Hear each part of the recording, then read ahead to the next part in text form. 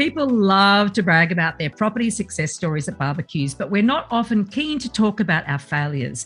In this episode, we get a rare glimpse into what went wrong for one first home buyer. What happened actually isn't that rare. It's just rare to hear the full story. Welcome to Your First Home Buyer Guide, the podcast for first home buyers who want to get it right. I'm Megan and that was Veronica. We're both buyer's agents and probably old enough to be your mums. But that's a good thing because between us we've got over 40 years experience and we are going to share with you bucket loads of stories about avoidable mistakes. Together we're going to make sure that you get unbiased and real information that you can rely on so you can get where you want to be without missing a step. Now, we've got loads of great tips for you in this episode, and if you'd like more useful tools, head over to the website homebuyeracademy.com.au. There you'll find free checklists that you can download, a free mini course on how to price a property, and our Where to Buy workshop for only $39. Priceless stuff, really. Bargain. But before we get into the interesting stuff in this week's episode, here's the boring bit, the disclaimer. You, of course, know that nothing in this podcast is to be taken as personal advice. We always recommend getting the advice of an expert in their field of expertise. Now, we've done our very best to ensure that the content is correct at the time of recording, but things change. So check with the relevant government authority or your advisors to get the most up-to-date information.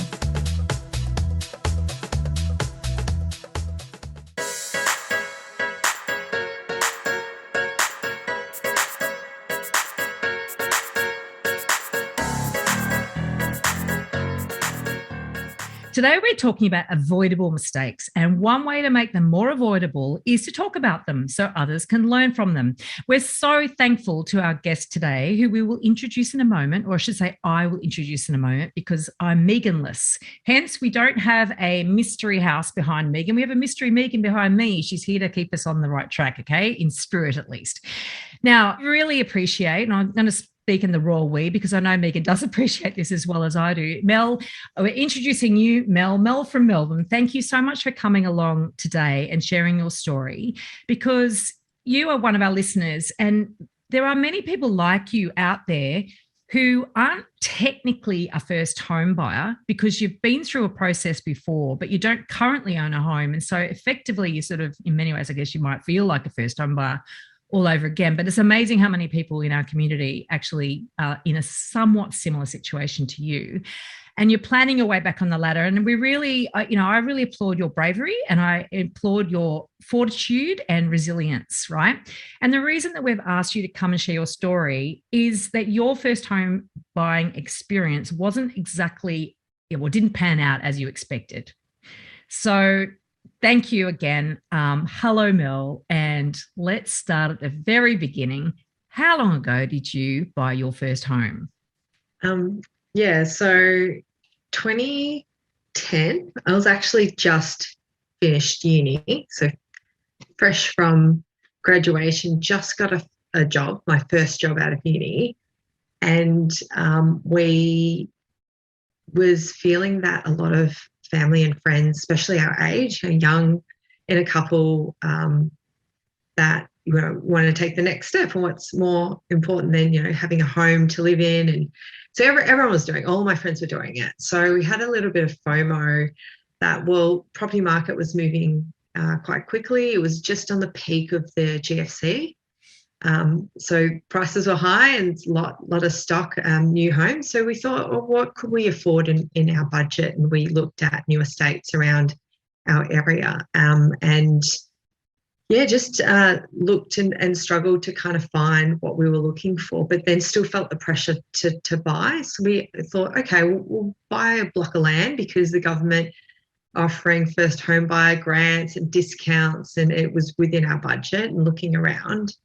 And we ended up thinking we could put a deposit down and title it later, and we've got that plan. We can slowly take our time. And the titles weren't coming in, and we were realising, well, this is not what we expected. We had no idea. We just jumped in, put a low deposit down and just thought we'll work out the rest later, and got really frustrated with that already, the process. And essentially changed our minds and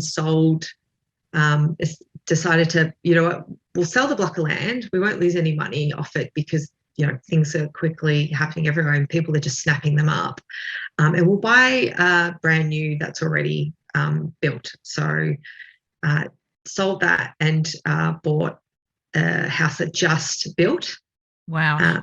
I'm going to ask you to stop. There is already so much of what you told me, and you've given me the brief rundown of this before, and I didn't know this bit, like the bit that you bought the block of land first. I actually had anyone who's on our email list will get sent at some point an email saying, tell us what your biggest challenge is. And someone recently emailed me saying, my biggest challenge is that I've been sitting on this block of land that I put a deposit on 3 years ago and nothing's happened. Yeah. And so it sounds like that sort of happened to you too. Years ago when I started researching all of this, I was shocked that you could buy a block of land that wasn't actually like off the plan effectively. Yeah. It's like it exists. It's a block of land. What the hell? Why is it still off the plan? It's conceptual. Yeah. So even though it's a block of dirt, the subdivision is conceptual. I think that's what you're trying to say. Yeah. Yeah. So it could just stay in limbo for your example years, but, for months. And I've heard similar things. So we're a bit worried about that and kind of wanting to backpedal quickly. We thought we'd sell it. And is that so the ability to sell it really came from the fact that there was no new land releases since? How did you find a buyer, I guess? Because if there's a lot more land releases, there's always other bits of land that people could buy. So yeah. So it looked like a lot of the land that was getting released was smaller and smaller, and we kind of had one of a decent size block in a new, kind of area that people wanted to get in, and there wasn't much left in that area that they had up for availability. So then what our, I guess, agent, rightly or wrongly, convinced us is that, well, if you want to sell, I can, sell this for you and we can line something else up for you in parallel. Which would have seemed so enticing, wouldn't you? Go, oh, great, then I'll have a house before, So I can, one person, one-stop shop, reducing fees and all sorts, and why not? And he had plenty of stuff to show us, stock. So we went on tour with him. I shouldn't laugh, but like you say, I could just see it. I know that now, and he had plenty of stock. So of course you had all this choice. Too much choice. How would we decide? And so we looked at a few places that didn't suit what we wanted. They were too small. And then he had one that was just built, and the owner, should have been a red flag for me, changed his mind, didn't want it. I don't know what happened, but had to sell it and hadn't even moved in it yet. So it hadn't finished occupancy. So it was just on that cusp. And so he pitched that we were getting this bargain because they've paid X amount for it and, willing to negotiate. And so we thought we'd negotiate a little and got that little acknowledgement and confidence, pat on the back to negotiate him down. But little did we realize at the time that we overpaid because, you never get that money back for the land and the house at that time. And then it was right on the cusp of GFC. So we bought it, moved in, and then GFC hit and it crashed. And already the house was dramatically devaluing as we were trying to catch up and pay this mortgage with a locked-in interest rate for the 3 years. So I couldn't even budge or refinance or negotiate, all on a first year out of uni income. So it felt very rushed. Like by the time we sold the land and bought this house and moved in, there was a little bit in my gut saying, oh, it's all happening a bit too quickly. And I started to feel a bit trapped, but I was like, no, it's fine. It's what people do. We've got a house now. Yay. We've made it in life.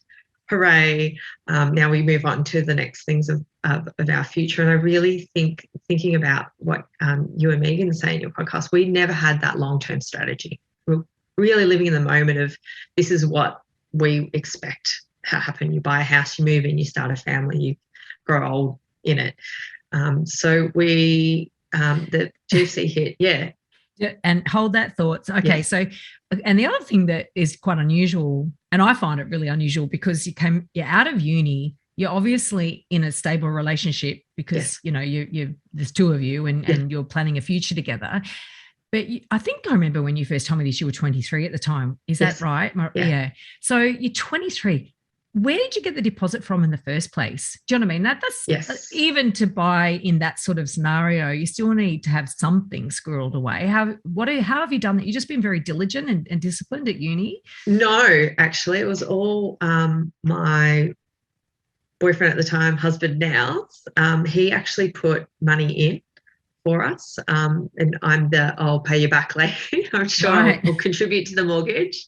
And he was fortunate to have a car that he bought that was worth a lot more and sold it. And so he was older than me, so he was the one that's squirreling away money, and so we had that ability, and we probably broke even on the land. So having a little bit of that deposit come back and then to put it on the house. And back then we bought the house for 440, so we only needed it's not like now. I can't even remember. I think we probably had only like a 5% deposit and had to pay LMI, but we tacked that onto the mortgage. It's all good. We had a plan for everything. We'll pay it off in the future. So it was actually, the mortgage was in a precarious position already. And it was, devaluing every minute that, but we overpaid for it as the agent, pitched it at, 440's bargain, because it's actually worth, 470, if not 500, and you'll get your money back in the future. And we were like, oh, the steal, practically, where's the paperwork for us to sign? So instead of that, thinking, hang on a minute, why is she losing money already? Yeah. And then why, why is it such a bargain? And of course, you don't think that. You get caught up with the whole, the hype and the fact that Australians like to own their own home, and like you said, it's like you're getting on with your life. That's what you do next. And it's all these sort everyone of was doing it. We were the last ones. So we had that huge FOMO. And my first job didn't really work out how I planned. Another thing, don't make big life decisions if you haven't worked out like your career yet. And so I started hating my first job and I'm quitting. And then I didn't have a job. I had this mortgage. Oh no. And, my partner, our husband still was working. So he had that financial stress. And then I was looking for jobs and I found a job in Brisbane.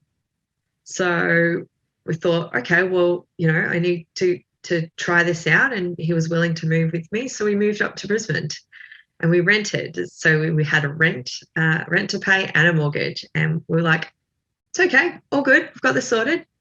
Easy enough. We'll just have someone move in and rent it. But with GFC, and it's cheaper to, like, all these new housing estates and lands opening up all around, plenty of stock.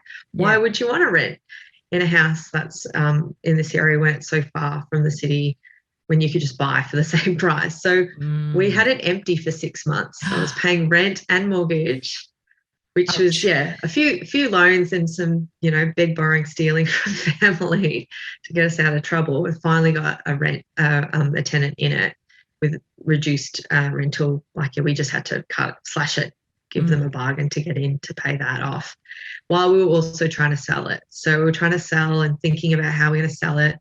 So it didn't work out. And we just thought, okay, we'll get the tenant in for you. We'll try again next year. So, and so we ended up selling it low because it was post GFC, and sold it for, I think at least 40K under than what we paid for it. So we had some money on the mortgage to pay back of the bank. So huge lesson learned is, if you're going to go into property, you can't really change your mind very quickly like we had in the last. So over 2 years, we bought a land, sold a land, bought a house, rented it out, sold it, and made this huge capital loss that is still following me around a bit to this day. Wow.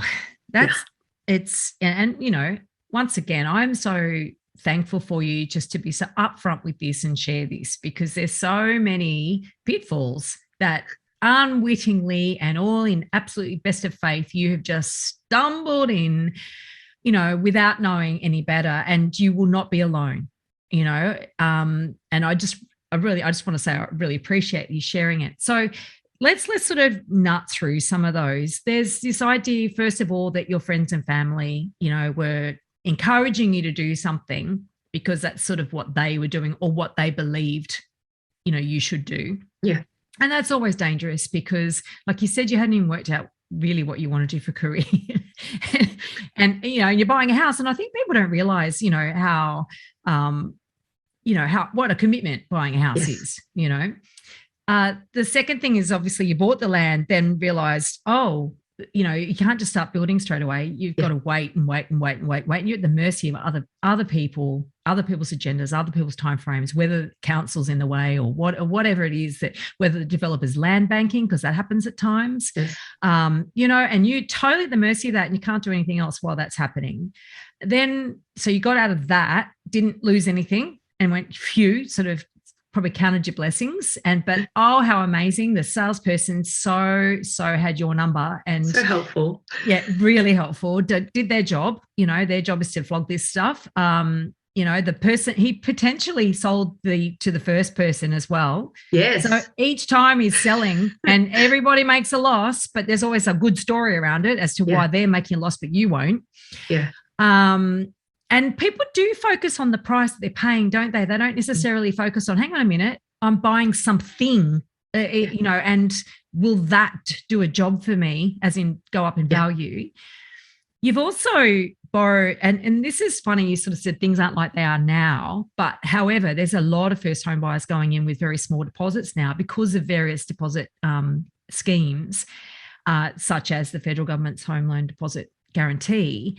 So you've gone with that. You had to pay LMI as well. Okay. So at least they don't have to pay LMI. So your costs, it's very easy to have what's called negative equity. Yeah. Very easy when that happens. In fact, you can almost have it if you have to pay stamp duty, the cost to buy a property are roughly 5%. So if you've got a 5% deposit and plus all the costs, you're actually behind the 8 ball at day one, and potentially the property could be worth less than they're paying for it on day one. Yeah, which it was. Yeah.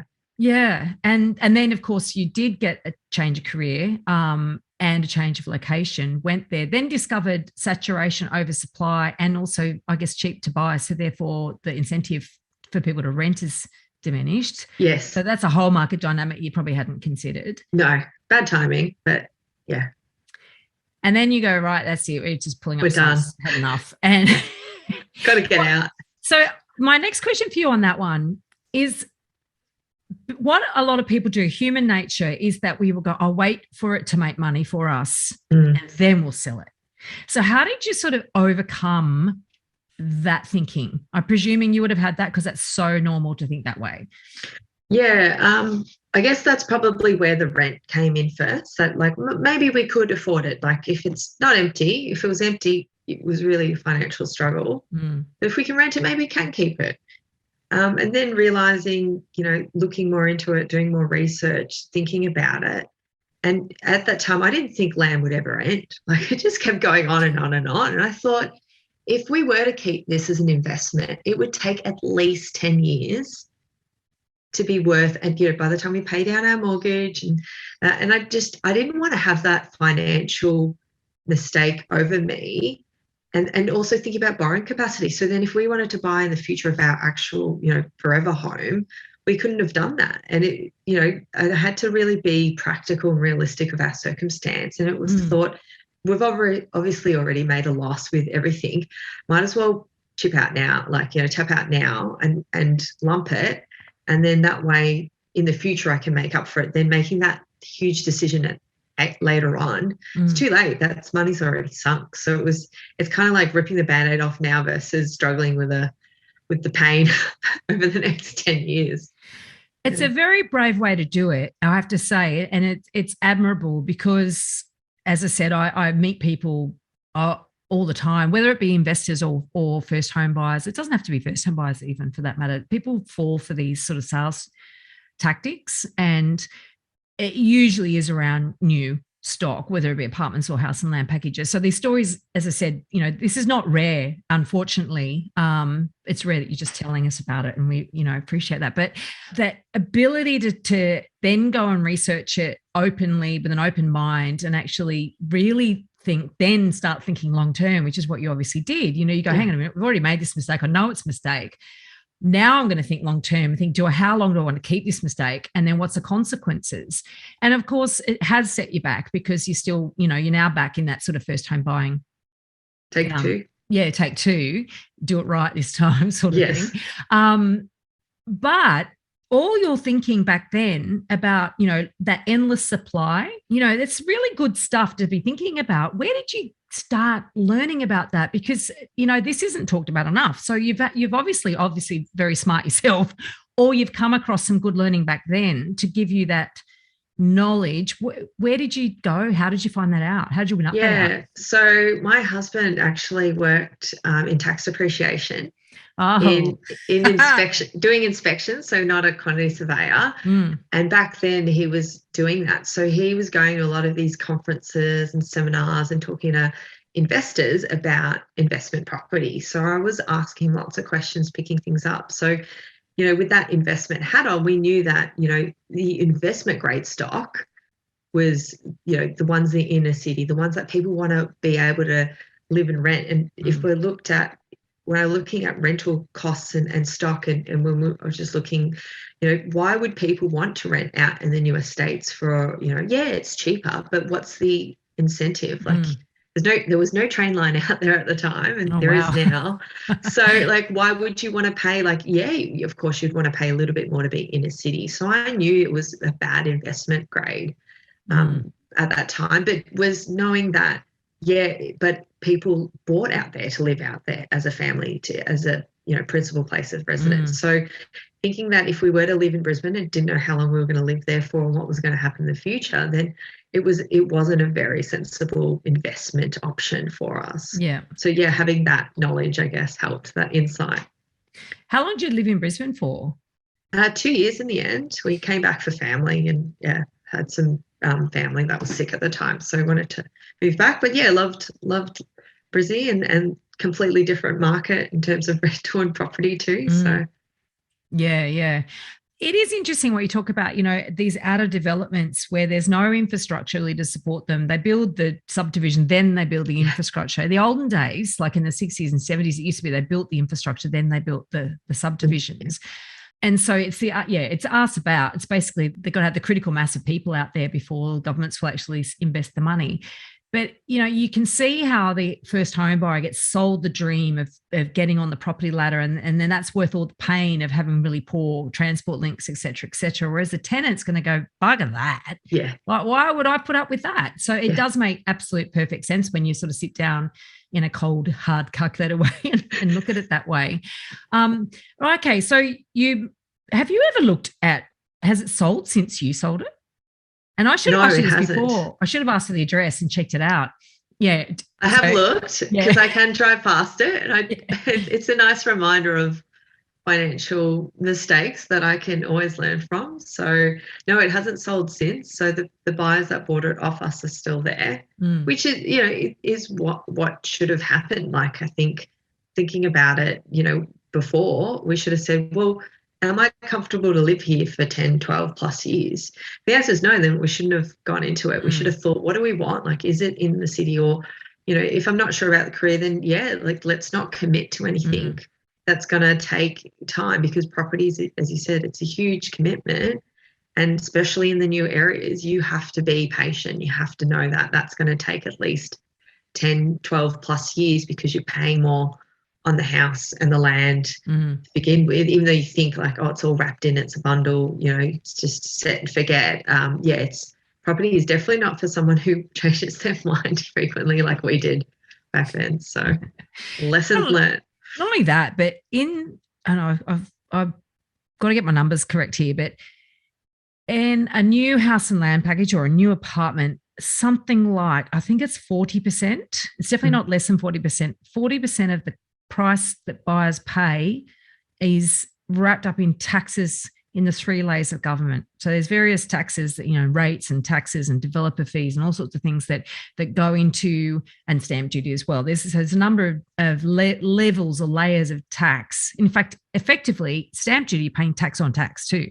If you are paying stamp duty on those first, as a first home buyer. And if you're not, in order to buy those brand new places, you're just getting a little discount on all that tax that you're paying, that's hidden, that you don't even realize you're paying. And so, of course, if a lot of these prices are made up, a big chunk of it is tax, then there's nothing of value in that. You know, that's not paying for the house. That's not paying for the land even. Yeah. So, you know, it's inflated. And I mean, you could argue, some people argue, well, people pay the price, so therefore it's worth it. But when they're incentivized by the government and they're, you know, there's this perception in their mind that they got to buy that sort of property because they've been given all these gifts, you know, then that's how you accidentally overpay for property.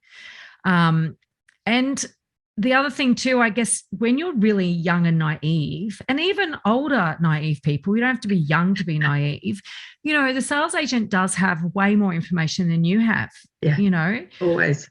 Yeah. And if you really want something enough, we are human nature. We're inclined to believe what is being told to us because it fits with what we want to happen.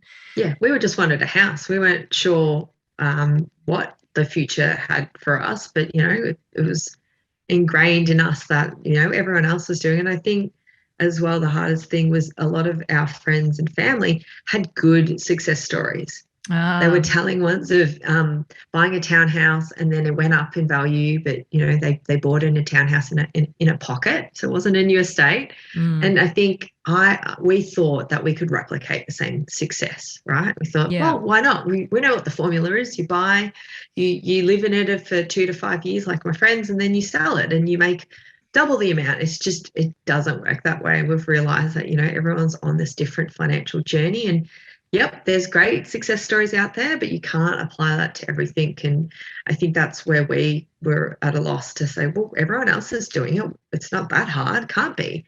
But yeah, falling for that trap and then going for it and realizing, oh no, there's a lot of things you can do wrong along the journey. And, you know, it's not even a matter of timing, it's place, it's location, it's how much deposit you have, what's, you know, everything that impacts that. So yeah, I really learned from these success stories is to really ask questions and to scrutinize and do your own research versus the thinking that you could just, why not? I could do it too. Everyone can do it.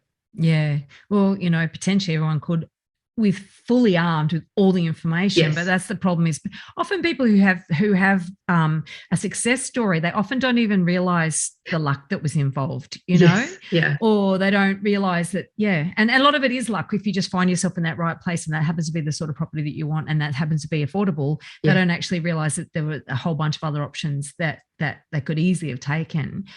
When you did sell it, okay, given that you paid a 5% deposit and LMI, and then obviously you've been paying a loan, a mortgage. A little bit, And then, but you sold it for roughly 10% less than you paid, or not quite 10% less by the sounds of it. So you would have had to find extra money to settle the debt. Is that correct? Yes. So we had to get a bank loan to pay off the mortgage. So a loan on a loan, or it's just, robbing Peter to pay Paul, essentially. So that's a personal loan? Yes, it was a personal loan. So you had a personal loan at a higher interest rate. Yes. But over a shorter period of time, of course, than just to settle on the property. Just to let it go. Yeah. Wow. And so that's even braver again. Do you know what I mean? Like, to make that call that you got yourself educated and you realized that, this is, ripping the Band-Aid off, I think is your words. I know that I'm going to be better off in the long run if I do this now. It's going to hurt, but hey. So how long would you say now? And now you said you bought just before the GFC, was that correct? So yes, that's 14 years ago now. And then you sold 12 years ago. Is that right? Yeah. So are you saying to me then, I'm putting words in your mouth potentially, is that it's, now you're not quite ready to buy again yet. And there's lots of things that happen since, obviously, but you got a family now, and there's lots of other life decisions that you've made. But really now you're still on the journey, on the first home buyer journey 12 years after. Yeah. So it can really slow things down. It can, And I guess it's made me super cautious as well. Like, I obviously have a lot more riding on getting this right the second time around. Like, I do not want to make another mistake. So I have been quite cautious and, investing in myself and education about, okay, well, what did we do wrong? What do we want now? And going through that, having that discussion with my husband about what do we want? Are we sure? And, how long are we going to live there for? And, so the next place we're going to get our, forever home-ish is somewhere that we can have our family and suits our needs, and that we could stay there, you know, until, who knows, retirement, or at least over 10 to 12 years, they're saying. So we really have to think, and I think COVID's really pushed that on as well, with people moving, you know, sea change, tree change, like where do we want to live, and what's going to work for us, especially now there's less pressure on commuting. So it's no longer that I have to be near a train line anymore. So there's a lot of lifestyle changes, and I'm really grateful that we didn't rush into it again, just because we felt like we're missing out. And I think there was some opportunities. There was some more land and other opportunities that came up. We're like, no, remember your last mistake. Don't do it. Don't fall for it. Don't take your super out. It was, those sorts of things that was just alarm bells. And I'm like, no, I want to get it right. And I think, things that are worth it, that, it's going to take time, and it can't be done quickly overnight. Unless I win Lotto, it's a different story, or a house. But, that could change everything. Yeah. And it's funny because when I was last speaking to you off air, you were considering, you sort of going through that exercise of thinking, okay, do we look regional? You know, is that an option? And I've been thinking about you because only this week, I'm not sure if you've listened to the podcast we released this week. Obviously, we record these and then we release them over time. But episode 74 is with Jacqueline, who was one of our beta. I think she's in our second beta group, actually, of students of Your First Home Buyer Guide. And her and her husband, with their 3 small children, they actually bought in regional Victoria after living in the western suburbs of Melbourne. And they went through this whole exercise. So that'd be a really good episode for you to listen to. And I thought of you when we recorded it. And in fact, you know, for anyone else who's listening to this that is thinking, look, you know, is regional the answer? And it isn't for everyone. But I think her thought process and their thought process that they went through to arrive at that decision for them is just quite illuminating. And I think that it is a unique outcome. Everyone's ultimate decision is unique to them, to their needs.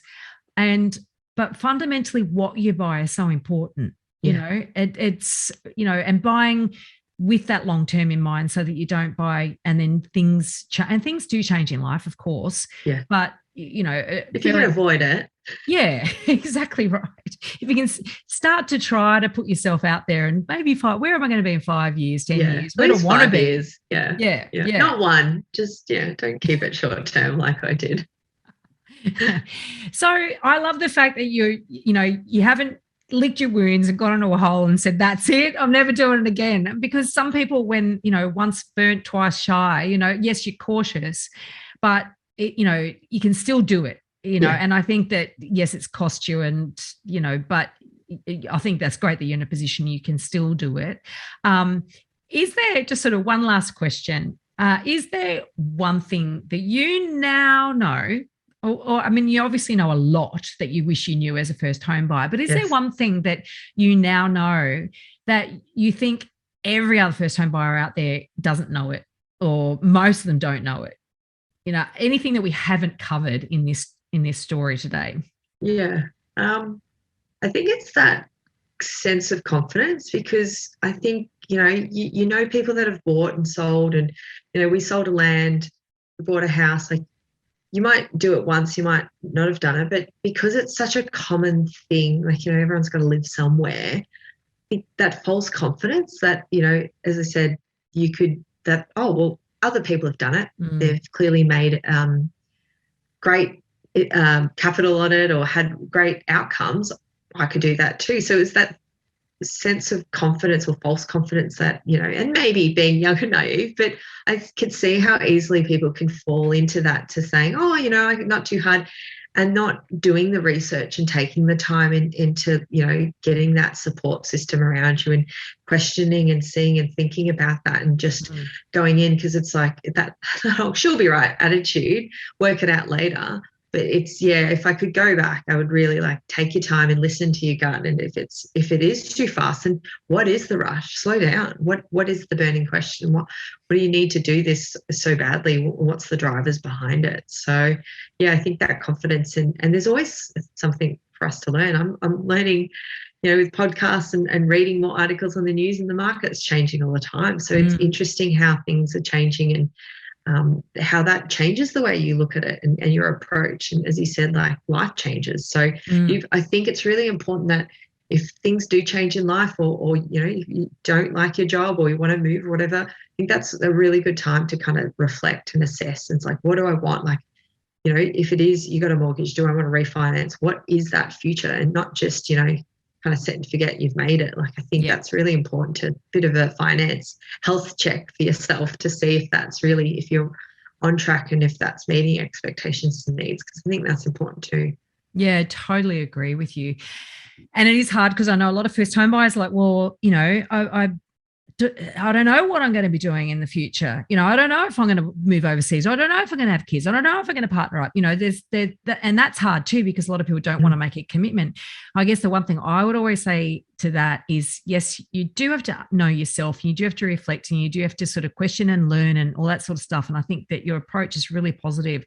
And one thing I would say, that the best protection against change is by buying a really good asset that you've got more than one exit strategy. And I think that that's really where you've learnt the hard way. The exit strategy for some people is to rent it out, but then you was like, well, what's really hard to get a tenant? The exit strategy for some people is to sell it. But then you lose money if the market's, if it's not going in or an area, it's going up. And the exit strategy can be you refinance if the property is going up in value. So if you buy a really good asset that goes up in value, is in demand always from other people to buy or from people to rent, you've got so many more potential exit strategies, and that's your protection against change. Yeah. I hate that you've learned it the hard way. I really do. But I really thank you so much for coming and sharing your story so that others cannot learn the hard way. Yeah, it's a what not to do episode, really. So yes. I'm a high achiever, so I like to do everything once at least. And you know what? I've made mistakes in life, around property and not around property. And the learning is really that gives you a much more robustness around just generally approaching lots of different things. And I love your attitude. It's great. Yeah. Got to laugh or cry, right? In this episode, we've covered a very small part of our 10-step online course for first home buyers. If you would like to learn more about the process and how to buy without making a mistake, then head over to our website, www.homebuyeracademy.com.au. Don't forget to subscribe to the podcast so you won't miss an episode. And if you like what you've heard today, please give us an iTunes review. 5 stars would be wonderful. It will help others find us as well. Thank you for joining us. We hope you found this really useful. And if you have, please share the love with others who you know are in the same boat. We'll be back next week with some more priceless stuff.